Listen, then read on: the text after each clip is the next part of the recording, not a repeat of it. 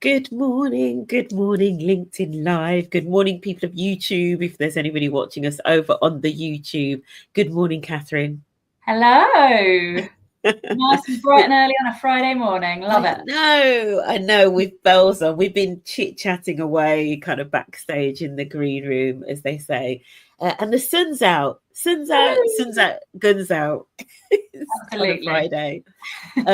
Good morning if you are watching us live on LinkedIn or on YouTube. Good morning. Please do say good morning in the chat. Let us know you're out there. Let us know how your week's been. We were just saying, actually, it's the start of the summer holidays for a lot of people. So a lot of people are winding down. So are you winding down or are you winding up? And if you are heading into the summer holidays, actually, maybe my question for this morning is, what book are you planning to read over the summer? I'm a massive book nerd. So, Catherine, we're going to get into your book, but have you got a summer book that you're maybe planning to take on holiday? Do you know what? I just bought 4 books, but I've got 2 on the go at the moment because I won't remember what the 4 are, unfortunately. So I've got 6 Conversations We're Scared to Have by Deborah Frances White, which I'm listening to. I really recommend. Very good. Yeah. And I'm listening to, I think it's called 10 Things I Hate About Myself by Joe Tracchini. Wow, okay. I think I've got his name right. So he has bipolar. No, right. I'm wrong. It's not bipolar. He has, I'm not going to get the right word, but it's like personality disorder. I hate that word. Okay. Yeah. It sounds negative, but he's funny and it's real. And, you know, he's had real challenges with, he's basically got a voice inside his head all the time. Right. That tells him he's awful. And to end his life, and so he talks really candidly about it. So it's a really tough subject, but it's very entertaining read. It's quite clever. Yeah, that's what I'm reading at the moment. Interesting. That's really interesting. And you know, when it comes to like mental health and all of that, one of the things I often say, you know, as somebody who, you know, has family members with mental ill health. Savannah, good morning, Savannah Hanson. Savannah has said it. Is it BPD? Like, is that borderline personality disorder? I want to say maybe that stands for. We don't often talk about the more what's called like serious mental illness. We often just stay in the very sort of safe Instagram, you know, anxiety, depression. Do you know what I mean? But you know, there's some really sort of serious things out there. Good morning, Pauline Isherwood. Good morning, you wonderful women. Love Catherine's Whoopsie Daisy and Crown Jewels. I'm off to Mallorca tomorrow, and it's all fiction for me in the book department. Martina Cole, guilty. Well, that sounds good. I love the sound of that. Do you know what, Pauline? A bit like you, I read a lot of fiction when I'm on holiday. That's when the fiction tends to come out. I used to be an addict for Shopaholic by I can't even remember who it's by, but that whole series of Shopaholic. Anyway, I didn't get it. I need to get on it. Yeah. I mean, they're quite old now, but she's a very, very funny writer. So I have with me the amazing Catherine Garrod. Catherine, I've started a bit of a thing where I get ChatGPT to write your introduction. Okay. And then you get to score it out of 10. Right, so word for word by ChatGPT. I'm really excited to be joined today by Catherine Garrod, the founder of Compelling Culture and author of Conscious Inclusion, How to Do EDI One Decision at a Time. Catherine is known for making inclusion practical, measurable, and embedded into everyday decisions, not just a box ticking exercise. She previously led inclusion from the inside at Sky, where she helped them reach #1 on the inclusive top 50. And she's also worked in senior roles at PepsiCo and UK Power Networks. Through her consultancy, she's since worked with organisations like Barclays, Sony, Fujitsu, and Cambridge University Press and Assessment to bring conscious inclusion into strategy, design, customer experience, and systems change. Today, we'll be exploring how to move beyond statements and events and make inclusion something that actually happens in real time across the organisation. How did it do? I've never worked with Barclays, Sony or Fujitsu, so I've got no idea where that came from. I've worked with some cool brands, so I've got no idea where it's pulled that from and not who I actually work with. This is ChatGPT. The lesson here, folks, ChatGPT, it's called hallucinations, right? When ChatGPT like completely just kind of makes things up from wherever. But the rest of it sounds great. Yeah. Amazing. I'm very practical. That tends to be what people know me, thank me for, is I make it practical and simple. Yeah. And absolutely, we're going to get into this because, you know, rightly or wrongly, this topic often is, it kind of unfortunately stays in the theoretical rather than being in the practical. And inclusion obviously is about the doing. ChatGPT is hilarious, Pauline. I totally agree. Before we start as well, one of the things that we're doing, and if you're watching this, so we are going to get into Catherine's work, but Catherine is an author of Conscious Inclusion, as ChatGPT did hopefully get right. But I wanted you to just talk through, and this is a lesson to anybody that maybe wants to optimize their background.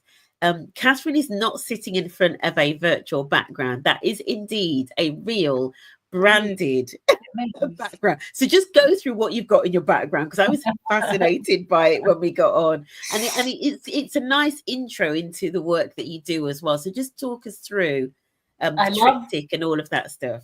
I love this. So actually, this is a bit of furniture from my childhood. This is older than me.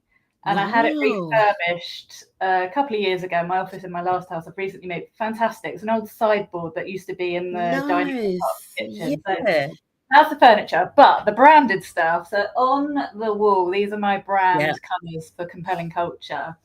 And the quote that reads through the middle kind of underpins how I think about inclusion. So it says, unless you're consciously including people, you're almost certainly unconsciously excluding people. Yeah. And then the pink is more about mindset. So you've got everyone wants to be valued, heard, and involved.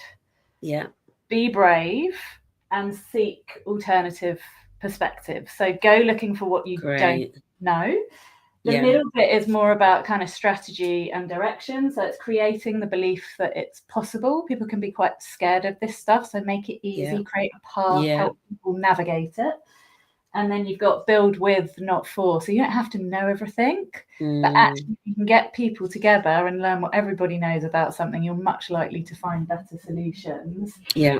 And then the last one is more about the book and the work that I do. So I've got this just belief that everyone can do something. So no matter what organization, how senior, how experienced, you know, what you care about, what motivates you, everybody can do something. So it's not about everybody doing the same thing. Yeah. And then I've got do one thing brilliantly. So pick the thing you're good at and you're passionate about and go all out and you'll make a bigger difference. And then I've got my inclusion diagnostic, which is part of the work that I do. And then on here, I've got my books, my C for Catherine, C for Compelling Culture, C for Conscious Inclusion. It's a thing. I'm B Corp certified. The company's B Corp certified, which means I think about profit. And then there's Frida Kahlo because she's an icon. Nice. I didn't know you were B Corp certified. That's it. ChatGPT didn't pick that up, did he? No, maybe I've done a good enough job of talking about that. That might be on me. Yeah. I love that. Yeah, I didn't realize I'm a big fan of the whole like B Corp movement for sure. I think it's just incredible. Yeah. So do you know what, as you were going through it though, I thought, well, we done. Do we need to talk about your background almost? Let's go. Yeah.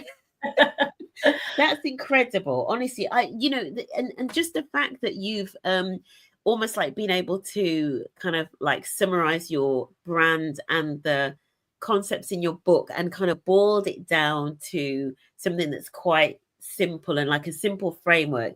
It almost does say it all, actually. It sets it up very nicely because that's kind of what you're all about, right? So let's start then. Let's get into some let's do a little bit more digging. So we're at a time where there is growing backlash, fatigue around DEI, etc.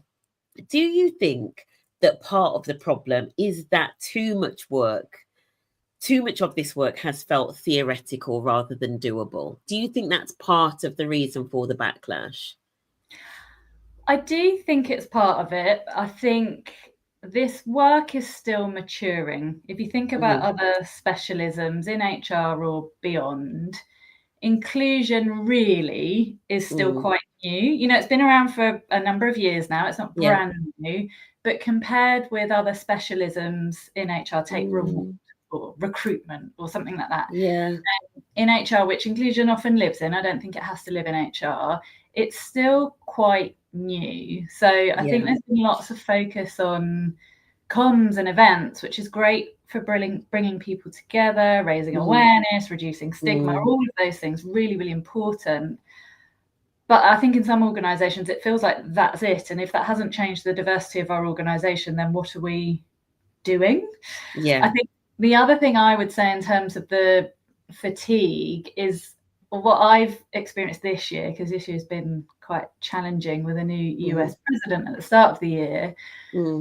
Those that care still absolutely care, and I think are doing an even better job now.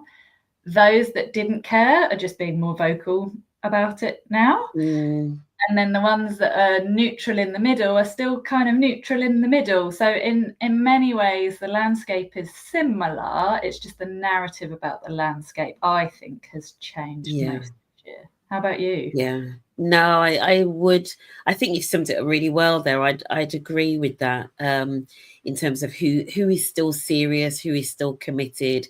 Those that were committed before are still committed, and potentially even more, because I almost think now we're potentially seeing a backlash to the backlash. People are kind of really starting to think, hang on a minute, it's not as straightforward as we just throw it all out, because actually I have used that term a little bit, we've thrown the baby out with the bathwater. There's an element of that. There's something else that you said as well. Some organizations, they did the events and the comms, or they saw others doing the awareness days, the rainbow sort of like washing and all of that sort of stuff. And they were like, nothing's changed. Is that it, kind of thing? And if anything, it's led to more people wondering what more is there that we can do, and actually how do we genuinely change the dial in a way that's sustainable, rather than kind of just almost all of the gloss. So I think you're right. I think for some people it's actually made them wake up and realize there is still more to do. But I think you're also right with the ones that are vocal. The ones that were never committed have now become more open with that, which is probably a good thing, because you realize who's really not on the bus, right? Absolutely. And I do think it's better to know. And I think there's absolutely short-term pain in the things that are happening this year, and, disproportionate impacts on people that really didn't need it. I actually wonder if longer term, the backlash will do us a favour, because it is making people step up, and it is professionalising work, and it is making people go, okay, if we're not going to spend so much of the attention on the events type of thing, what are we doing? So actually, something, I spoke to executive teams and boardrooms very early on this year. It was like, do you still care about people? Yes. Do you still want to offer a good value service or product development for your consumers or your customers? Yes. Then you still care about inclusion. And it's like, okay, cool, let's go. Let's keep going. Yeah, exactly. And one of the things that I love about your work as well is the focus on, what we can do.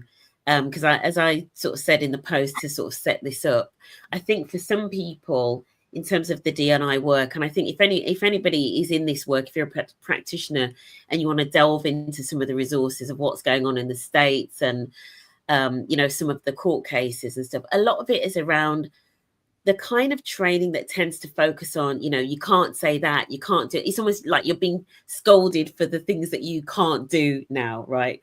And I'm always sort of thinking, but what do we want people to do? How do we show people this is what the good looks like? And I think that's where your work really leans into, which I think is incredibly important. Otherwise, people don't know what to do. They're being told what they can't do and can't say, in particular, but they don't know what to do instead, right? Yeah, blame, shame and judgment rarely motivates people to change behaviour. So even if you think it, because let's face it, we all have negative thoughts on negative days. Even if you think it, it's just never the right approach. If anything, it pushes people further away. Whereas if you can bring people in, have you considered, did you know, have you thought about, we've tried it like this in this team, or I've seen this organisation's doing that in that team. It makes it so much more accessible and doable. And then people are, by nature, I think, human beings, we're quite creative. So if you can actually relate it to the work people are doing, they're experts at their work, right? So if you can relate inclusion to the work people are doing, they'll go and find their own solutions if you create the right environment. Yeah, exactly. I'm going to throw one into you that I didn't include in the prep, but seeing as it's quite topical, but you know, linking to you know, how we inform people of the right sorts of things to do, the right behaviors, the right ways of looking at things. We've got a couple of recent examples in the press, and we don't necessarily have to go into any detail in those, but the whole John Turode thing, the whole MasterChef thing, and also Diane Abbott as well. And I posted about this a couple of days ago. There is something about when things like that happen, and even, for example, you know, what's going on in the Middle East, you know, with Gaza and Israel and all of that. So there are often difficult conversations and people feel like they're dancing around eggshells. Do you see that quite a lot in your work? You know, do you come up, you know, against sort of like leaders and managers, etc., in organizations that are kind of almost like, do you know what, it's so, this work is so difficult, I'm just not going to say anything, like I'm just going to back away from it? Yes and no. So I live in a slightly lovely bubble. So clients typically only come to me if they're really serious about it, and they have a good level of understanding and want to embed it and do it properly. So I tend to get people who are already motivated and engaged. Now, don't get me wrong, there will be individuals within the organisation who are resisting it and, you know, aren't sure, but the organisation, broadly speaking, is typically brought in. So I do exist in a bit of a bubble, which I need to keep a check on, because that's not the reality for lots of people. But what's interesting is if I take something, if I pick gender and ethnicity, and we start talking about career progression, for example, and real proper advocacy and career sponsorship and I'll see people tie themselves in knots a little bit to, they don't want to say the wrong thing, and how do I approach people, and I don't want to target people, and I don't want people to think this isn't for them and it is for them. And I'm like, well, you've been doing it for gender for years. So, and you can see people go, oh, okay. And I'm like, I get it. Like, you know, at first time you do anything in life, in work, work of inclusion, it's unknown, it's unfamiliar. And that fear response is very real. So, you know, that fear response is trying to protect us from centuries and centuries and centuries ago. The reality of the fear is very different today. So I understand the feeling that people have. And I think you have to have space for that, so that people can say, I'm worried about this, I don't want to get it wrong. And I think that's really important. So I see both, but I don't often come across people who are really strong resistors, because that's not the kind of organizations that choose to work with me.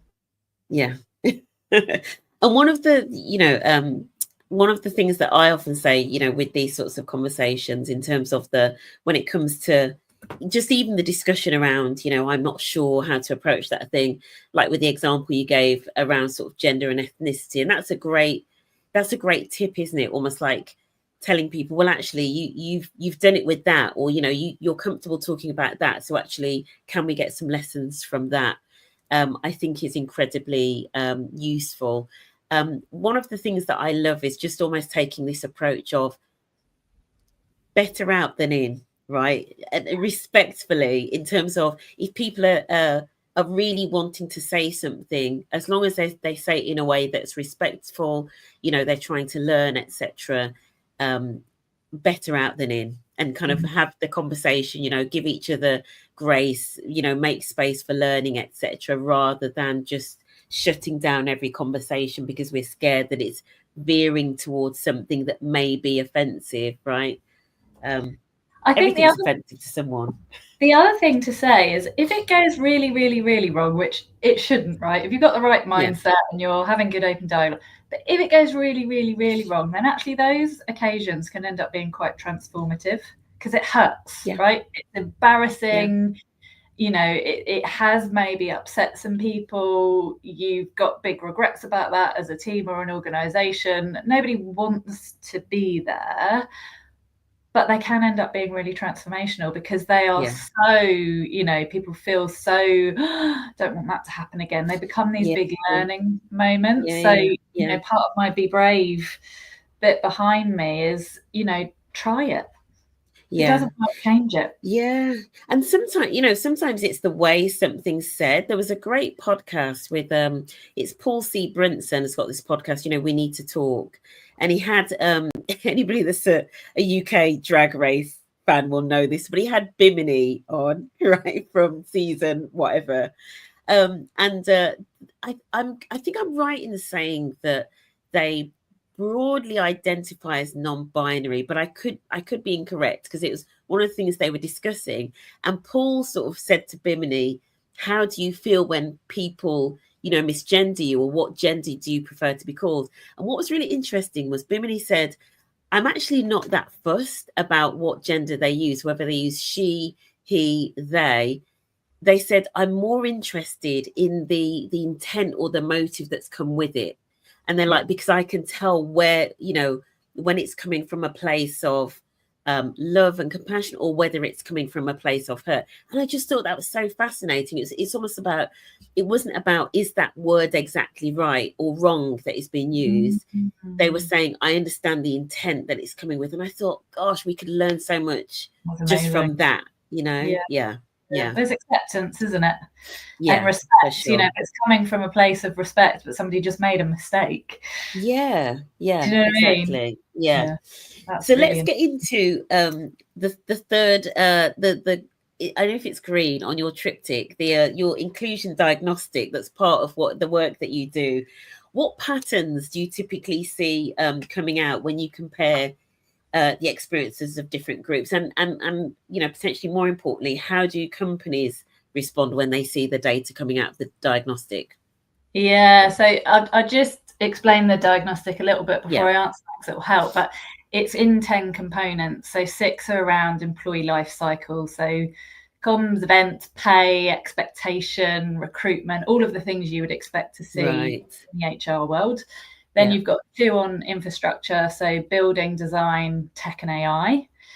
And then you've got customer experience, and then you've got your wider world impacts. That tends to be social impact, supply chain, any charity, outreach, community work, that type of stuff. So it literally is the whole organisation around what do you do, what is your purpose, and how much are you thinking about inclusion in all of those things that you do. So on assessment 1, typically organisations have been doing some really interesting things. They've got passionate and motivated volunteers involved. They've probably got employee networks. HR have probably been updating, implementing policies, that kind of thing. And they've done some really good things in some areas, and in some areas they're better than they think they are. But the theme that I find across everyone, particularly on Diagnostic 1, is they have absolutely no idea whether or not things are working for different demographic groups, because they are not looking at the data and assessing it in that way. So sometimes they'll come out really low scoring in one of the areas because there is no evidence to tell me whether it's good or it's bad. So if there's no evidence, it comes out as low scoring. And I'm like, this is an area you don't know.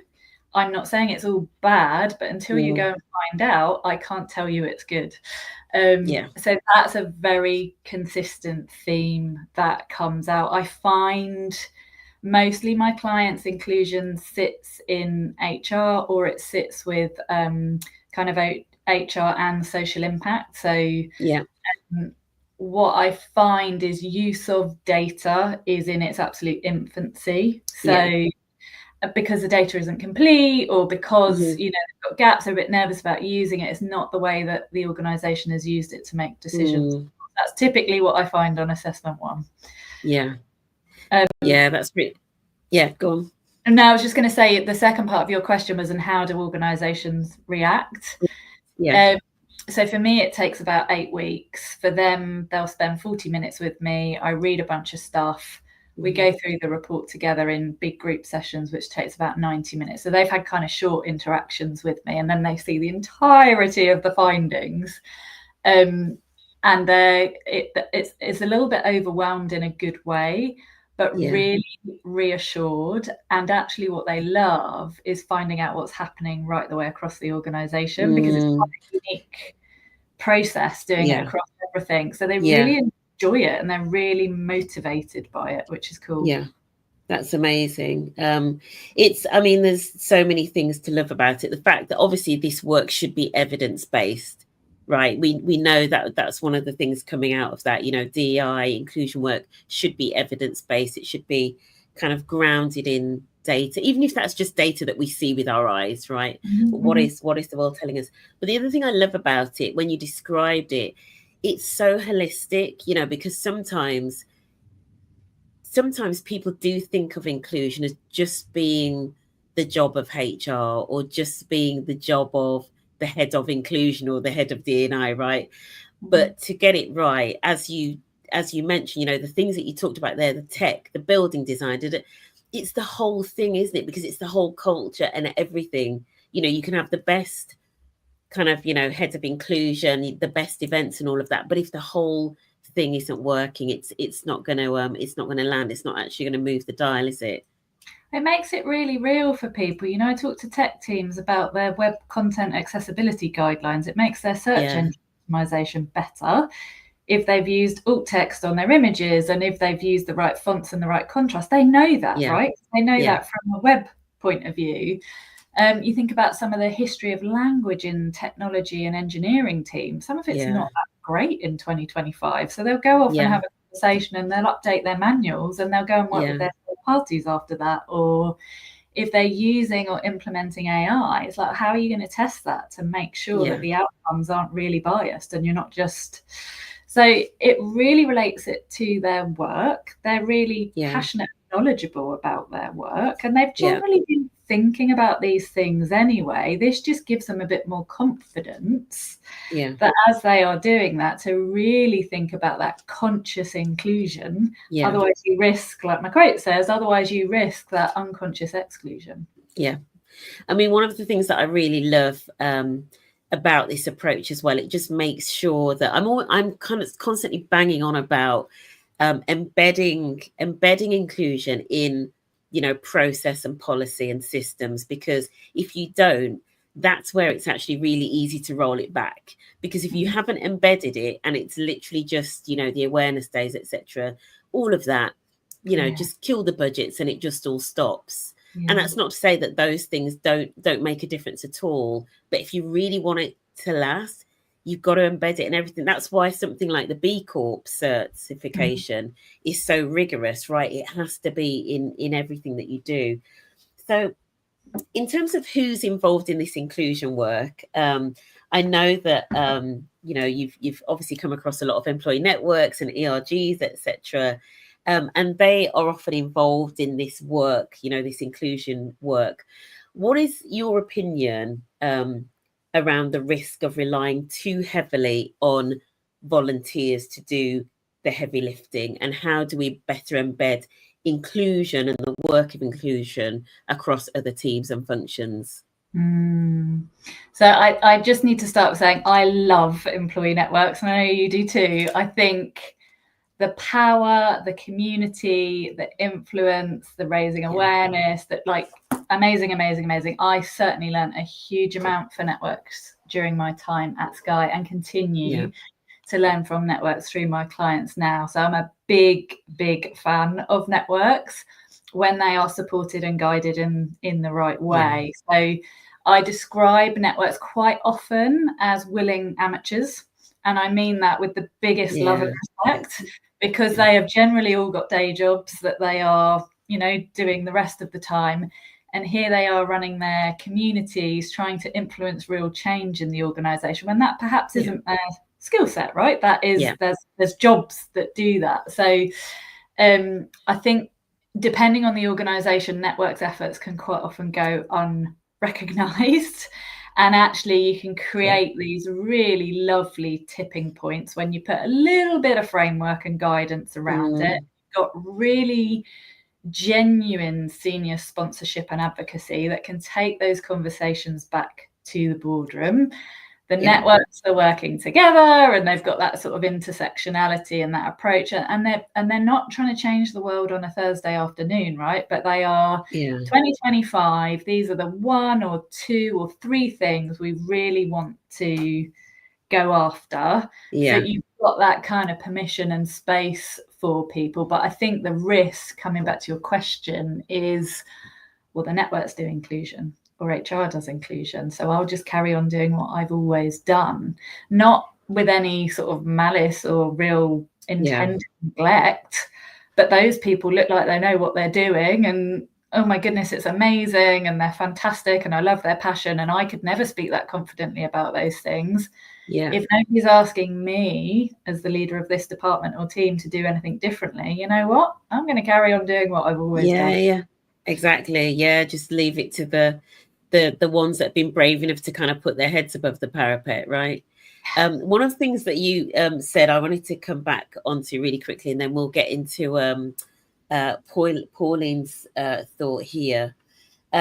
You talked about as long as there is like genuine senior sponsorship and advocacy, which I kind of clocked that. I thought, oh, what does it look like when it's not genuine? And have you seen that a lot in organizations? I think quite often genuine, when it's not genuine, it's like, oh, we need a senior sponsor for all of the networks, boom, boom, boom, done. You know, they'll meet with the chairs once a year, we'll have a bit of a meeting, but actually usually when it's not genuine, it sounds a bit unfair actually, that leader doesn't know what to do. They've never been a sponsor for a network before. They're kind of showing up and being friendly and saying, let me know if you need anything. But when you set that up really well for the sponsors and go, look, this is your role. You're really good at strategy, or you're really good at clearing roadblocks, or, you know, you need to take that voice back into the boardroom, or if your network chairs, get to know them as a person, right? Get to know what they want for the network to achieve, but also get to know what they want for their career to achieve, and see if you can find mutual, you're good at these things, create some real value. You're going to learn so much through that process too, because it's a different relationship, right? It's a different role that you're taking on. But I think when it's not genuine, it's because they haven't been set up for success, because they're a bit scared again. You know, for me, it doesn't matter how much you get paid, what your title is. Leaders want to be told what to do. Absolutely. And good morning, Suki. Woo to employee networks for sure. It's a Friday. The other thing I wanted to add on to something you said there about sometimes exec sponsors not knowing what to do, and I absolutely agree with that. I've seen that. Also, I think sometimes employee networks don't realize that they can ask for what they need, if that makes sense. So there's almost just this, everybody's like in the valley of confusion. Everyone's just like, you know, the networks are getting frustrated because their sponsor isn't doing anything. Their sponsor's not sure what to do. So the networks aren't clear with them in terms of actually this would help. Do you know what I mean? So it can just all get quite confusing. And the other thing you said about is sometimes exec sponsors not taking things back into the boardroom, and that's something I see. So that advocacy that a good sponsor often does, you know, if they're sponsor of, as I always say, when execs are sponsors of a project or a program, they generally know what to do. You know, they know that it's advocacy and removing blockers and you know, helping to secure resources. But when it comes to employee networks, they're just a little bit unsure because of the topic and all of that. So they tend to be overly cautious, is what I tend to see. So for any exec sponsors out there, I would just say, you know, just think of it in the same way. Like, how could you apply that logic of, if this was a strategic objective, what would I be doing? And you may find that helpful. Coming on to Pauline's fabulous point here. And this links a little bit into employee networks, because as Pauline will know, I'm always banging on to organizations about, you know, where is your men's network? Right, it's one of, and I don't mean just men as allies, right?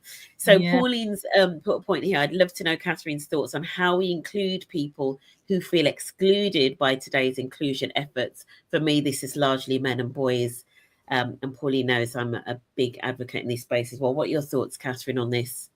how we include people who feel excluded. So many thoughts, and I'm trying to organize them in my head. But one thing I think we've stopped saying, but we need to stop saying things like pale, male, and stale. Like, just stop with that stuff already, right? It was very cool and very passionate, and it was being thrown around a long time ago. But that in itself isn't very kind and respectful, but also it was a bit of a symbol of inclusion isn't about you. You know, you're the problem, So therefore people stayed on the outside. So that's kind of one thing that came up for me. I absolutely agree. And, you know, I will admit I perhaps didn't see that a few years ago, and I definitely see it today. I think we've done so much in the workplace and wider society to try and improve things for women.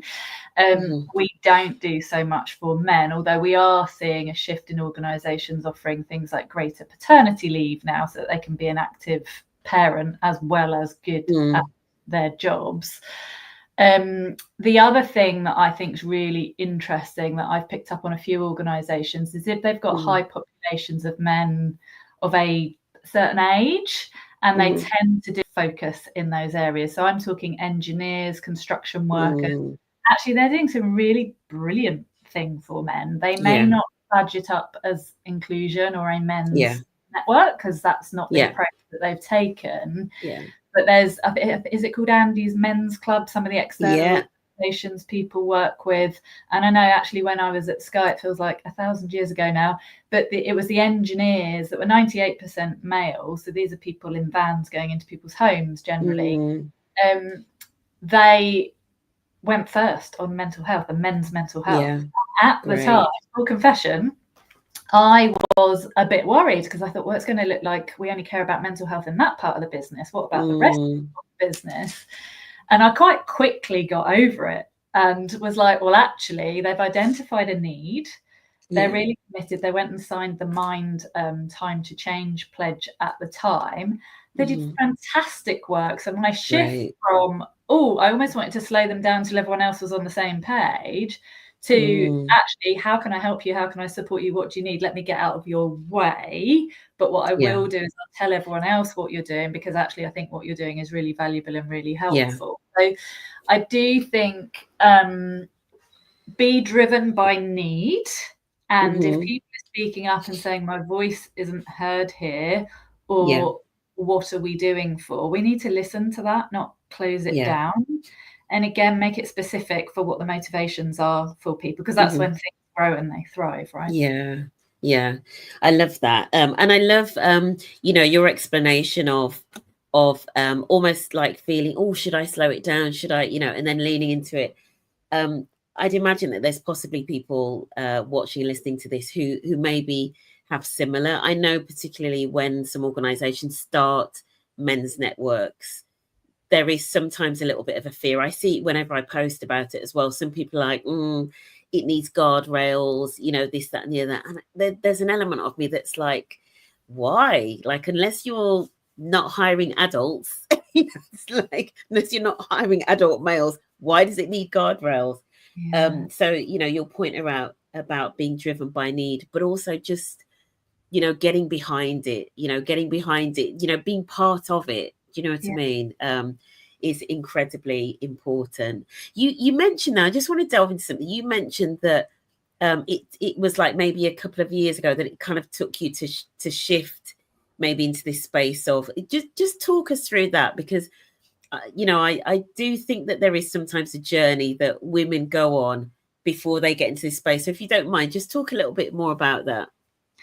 Yeah, sure. And I think it's a great question, Pauline, by the way, and really loving this conversation, Cheryl. So I think inclusion, perhaps for me, started out as better serving, understanding, listening to the voices of the underrepresented. And, you know, women make up more than half of society, but the underrepresented in leadership roles, for example. So that was kind of the fix, you know, the solution, the problem solver in me was, well, we need to focus on that. Why on earth would we focus on that, you know, in the spirit of transparency?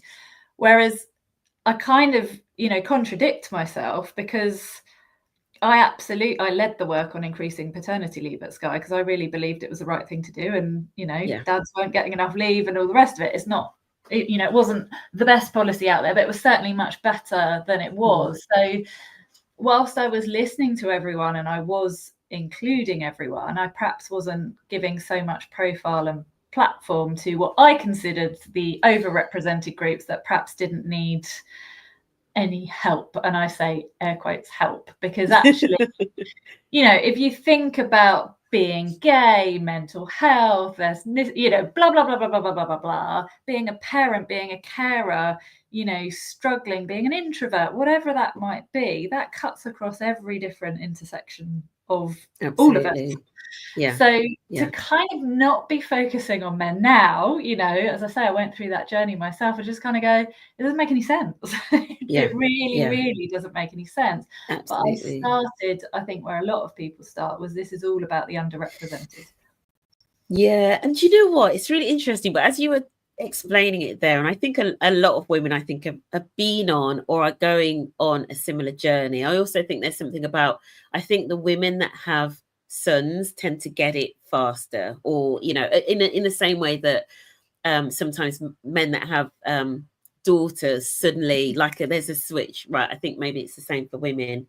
But there's something about, I've got a bit of a theory. So because for many years we've looked at women, as you said, as being like the underrepresented when it comes to senior leadership, we also therefore almost like talk about men as though they're a monolith, because we kind of look at the overrepresentation in leadership.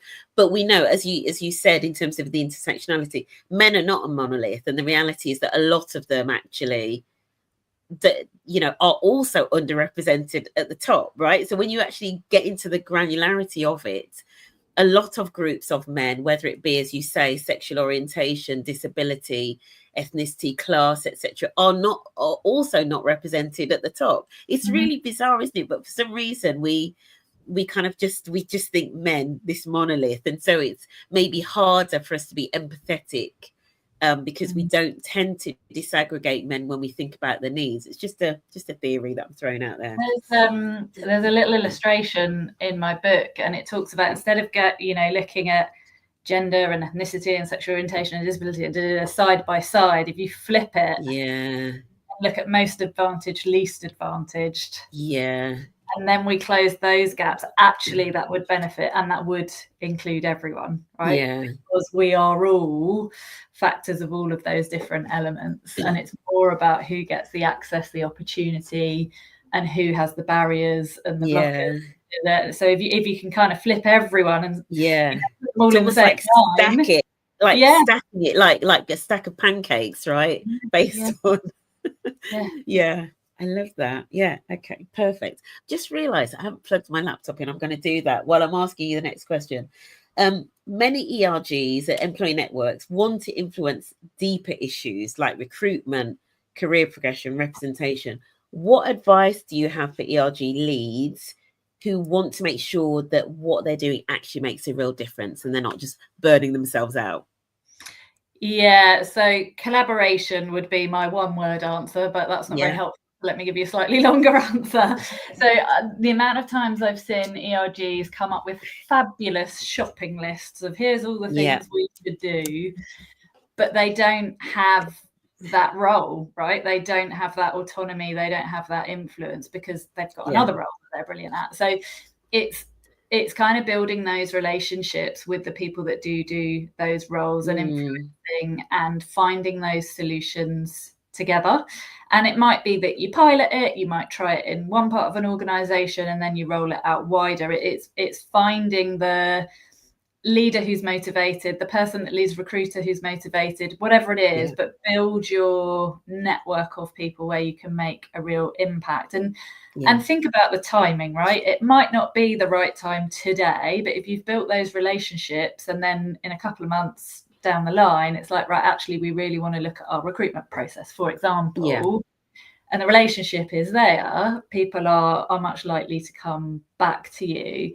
I think what the network can also do, whilst that perhaps that relationship is developing and growing, is think about how to connect people, platform, raise profile of people in the organisation. So one of the things that I learned that people valued most from the networks was access to other people like them in all sorts of positions, in all sorts of departments, that they wouldn't naturally have had a reason to know that person.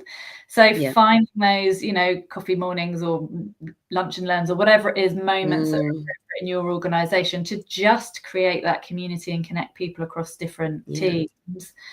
And then also building those relationships with each other. So if you end up, you know, making work buddies in different teams and departments and you find out what jobs they're doing, you know, I've seen, you know, where there's been some structure around this and networks have worked with the head of inclusion or the recruitment or whatever that might be, or there's been a mutual mentoring program, for example, where networks and the people who've been leading that work have done that together.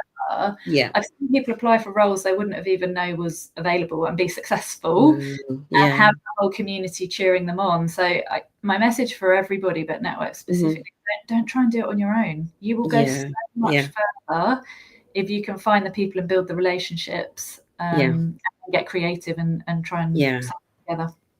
Yeah, absolutely. Yeah, definitely don't try to do it on your own. That is the road to burnout. It's the road to burnout, and it's potentially the road to actually peeing quite a few people off as well. Yeah, here's the stuff I think you should do. Yeah. And the thing is, the thing I'm always saying to network leads is, right, there are people who are paid to do that, right? You are not being paid to do that. That's not to say, you know, as you've sort of put so brilliantly, that's not to say you can't influence it. That's not to say that you can't come up with ideas, etc. But it really is about, you know, where you sort of started with the building relationships. I can't sort of just say that enough. I think in this work generally, you know, if you're in inclusion work, if you're in D&I, you've got to build relationships. I always sort of say, no matter how good you are in this kind of work, if you can't build relationships, you're toast. that's my short version. Like, you've got to be able to build relationships, isn't it? Yeah, absolutely. So for network leads, building relationships, influence, love that. Piloting together, love that as a suggestion, you know, sort of doing pilots, etc. And the benefits of just working with each other, as you said, you know, just getting to know each other across the organization. I'm sometimes amazed actually in organizations that they don't already do that. You know, good organizations do have, like, you know, a monthly check-in or whatever for all of the leads, but so many organizations don't. And I'm like, that right there already is just a very untapped, you know, kind of support network that you could create really easily, right? Definitely. Okay, so let's bring it back to the senior leaders, right, who are paid to kind of steer this ship. So we've talked a little bit about, you know, the grassroots work that that the networks do, that kind of hopefully sort of bubbles up to the surface and kind of meets with the top-down strategic view of this. But let's bring it back to senior leaders. For anybody that's watching and they're maybe thinking, you know, where do I even start? So this is, I guess, senior leaders who sometimes are willing, but they really don't know what to do. Is there one thing that they can do straight away to make inclusion more doable? I'm going to struggle to come up with one thing, but I'm going to come up with one for colleagues and one for customers, if that's okay. Yeah. Because inclusion is inside out. So for colleagues, if you're, you know, nearer the start of your journey, the one thing I would say is make it safe to tell you you're wrong. Make it safe to disagree with you. Make it safe to tell you they've got a different perspective. Make it safe to say, oh, that's not going to work for me. I need something slightly different. If you create that environment for the people you're working with most often, that builds trust like nothing else. And then they'll also speak up on your commercial things as well, right? So this can have a benefit on customers or service users or whatever it is your organization exists to do. So number one, actually, wherever you are on your journey, are you somebody that people can come to and say, Catherine, I don't agree with you. Catherine, I've got a different opinion. Catherine, that doesn't work for me. And it may be that you don't fully agree with each other, and that's okay, but it may be that you find somewhere in the middle that it ends up being a better scenario for everybody. So that would be, you know, don't wait for your annual engagement survey to see how everyone's disaggregate the data. I fully endorse doing that anyway. But day to day, in terms of how you show up with your team, ask people when you're having a discussion, what have I missed? What else? Yeah. What haven't I considered? What are the risks if we get this wrong? Use some questions to signal and be really symbolic to people that you want to know if people think there's another option or something's wrong or it isn't working. That creates huge trust. And then actually, if somebody's got something really hard going on in their life, or they need to access some support or whatever that might be, they're much more likely to trust that you're going to look out for them and take care of them. Yeah. So that would be the bit for colleagues. Yeah. Okay. For customers, and I'd say this for colleagues too, but for customers, disaggregate your data. So whatever you're using as success measures, whether it's NPS, like Net Promoter Score, retention, you know, whatever that might be, whatever your measure is, that you're monthly or quarterly, go beyond the average. Yeah. If you've got 100 customers, 10,000 customers, 1 million customers, it doesn't really matter. Yeah. As long as you keep looking at that data by averages, what's actually happening is your biggest populations, who are probably having the better time, because things were probably designed and built by people that are similar to those biggest populations, will be masking the experiences of people from smaller populations that perhaps there weren't so many people involved that shared those same profiles. So you just don't get the richness in data. If you can disaggregate it out and go, well, who is getting an 8, 9 and 10 out of 10 and who's getting a 6 and a 7, then actually that gives you that opportunity to close the gap and provide a better service or develop better products or whatever that means, which is, you know, the right thing to do for human beings, but it creates commercial advantage too. Yeah, I love that. I love that. I mean, the whole disaggregating the data. I mean, we'll come back onto that. I just wanted to come on to what you said about so the advice for colleagues around, such a good tip there in terms of making it safe for people to disagree with you and being really explicit, you know, and asking for different opinions. I was working with a client once who, and it was a founder-led organization, fairly large organization that had been grown by this founder who was still the CEO.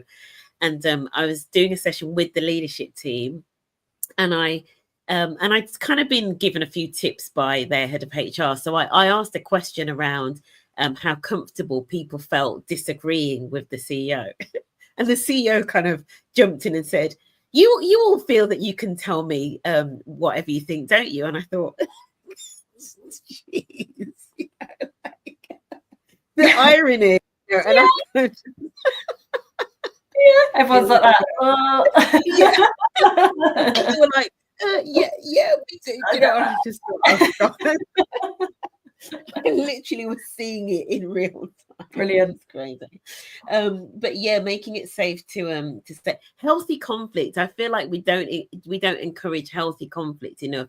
And at the end of the day, that's how you get the benefit of diversity and different perspectives, right? If nobody's able to disagree, you actually don't get the benefit of that diversity. But I love what you said, because there is something about, if leaders do that, you know, and colleagues do that, if colleagues do that with each other, it does make individuals more likely to go to you with something, or to trust you when, you know, something's wrong or they need to share something, whatever it is, because I guess it shows a level of humility, right? Humility and a willingness to connect and listen to somebody else's perspective. Can I just share something else on that? Sure. So, I had the title, right? I was head of inclusion, and I had somebody in my team that had worked for me for about 6 months before they told me they had dyslexia.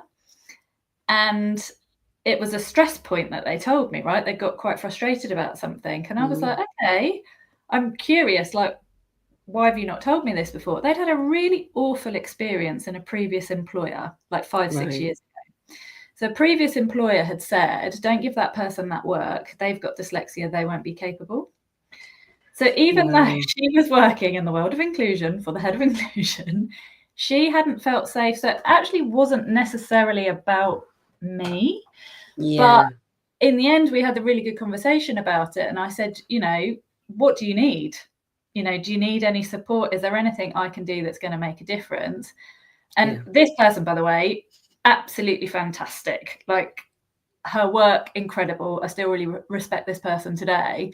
So there was no problem, air quotes, as far as I was concerned. So I was like, okay, what do you need? Why is this coming up now? And she just said, literally, when I'm going into exec meetings, would you mind just having a look through the slides? Because I would hate to be stood up there and there's a mistake. And I know. I was like, fine. So it took 2 minutes of effort for me once a month, probably. But the value for her to just get on and do the job that she's brilliant at, you know, with the dyslexia, but she just had a safety net, right, for the thing that was causing her a bit of stress and anxiety to go into the exec room. So it wasn't a big deal to tell me there was a problem or she needed something or there was something that I was unaware of, but it still took 6 months. So that the reason I'd suggested those sort of questions that you can ask is it's a really specific, regular way of saying, tell me, what else? What have I missed? What am I, you know, If you do that in regular meetings, you'll probably speed that process up. Yeah, absolutely. So if you run a regular meeting, add that onto your standard agenda or onto your standard script that you ask, right, when you're kind of going through the content. And then I love the other thing that you said about disaggregating the data. Absolutely critical. I love that you're quite data focused, because often the devil is in the detail, right? So that disaggregation is key. Data stops it being personal and opinion as well. So you said earlier, which I really agree with you, quite often you can see with your eyes what's happening. I think people can get a bit defensive and you know, the whole industry is like that, the whole sector's like that, or the whole is like that. But when you get into data and you look at recruitment trends over the last year, and you look at the diversity of applications, then the diversity of who gets invited to interview, and then the diversity of who gets hired, if the same trends keep repeating, suddenly it's not just about what's happening in that industry, that city, that town. So it stops it being emotive and opinion, which may be being perceived by some people, and it just shifts it to, well, this is what it's telling us. It stops it being personal and emotive, which seems to take some of that blame shame stuff we were talking about earlier, to reduce some of that by using the data. And then you can just work on it together, right? Rather than it being, as you say, rather than it being one person's opinion and the other, you know, rather it being a them and us, it's then we against the data. Yeah, absolutely. I love that. We're going to wrap things up because we've been talking for nearly an hour, would you believe, Catherine? I know it hasn't felt like that. So we're going to wrap things up now. But I just wanted to say thank you. You know, if people want to find out, I guess, more about your work, obviously they've got the book. If anybody's wondering what to read over the summer, you know, after you're done with your fiction, you know, books, etc. And maybe, because one of the things I sometimes do over the summer is I read some fiction just to wind down. And then I maybe read something that's non-fiction, a slightly more work-related, to wind up, as I call it. So if anybody's, you know, thinking of a book to wind up to, you've got Catherine's book there, Conscious Inclusion.